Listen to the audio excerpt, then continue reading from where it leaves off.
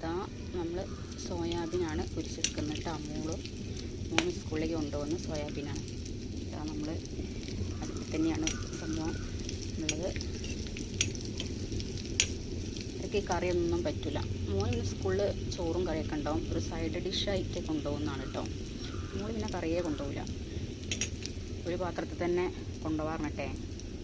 ഇപ്പോഴത്തെ മക്കളൊക്കെ എന്താണ് വെയിറ്റ് തീരെ കൊണ്ടുപോകില്ല, ബാഗ് പൊന്തി നിൽക്കണേ, മറ്റേതാവണേ.